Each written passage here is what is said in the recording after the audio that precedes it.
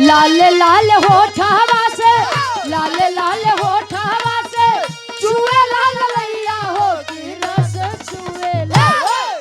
अरे यार बड़ा बढ़िया ब्रेक मारा थे। राम दुलार यादव कथा धरती से क्या बात इन नई भी बा पुरान की भी बा।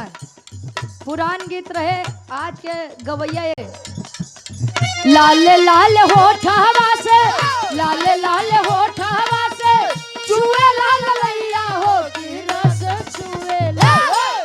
अरे यार बड़ा बढ़िया ब्रेक मारा थे। राम दुलार यादव कथा धरती से राम दुलार यादव जी एक कैथाना की 500 जमी से 100 रुपए आशीर्वाद के 4 इस भाव को सम्मान करते हुए कहे लाल लाल होठवा से लाल लाल होठवा से चुए लाल लैया हो की रस छुए हो की रस छुए ला।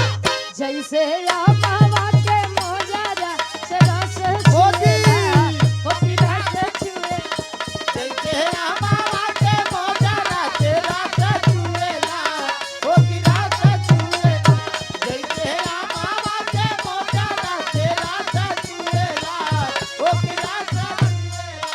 लइका कहे प्यार वाली बोती आज प्यार वाली बोती आज बोललू करे जा छुए हो करे जा छुएला तोहर मीठी मीठी बोलिया करे जा छुएला हो करे जा छुएला तोहर मीठी मीठी बोलिया करे जा छुएला हो करे जा छुएला।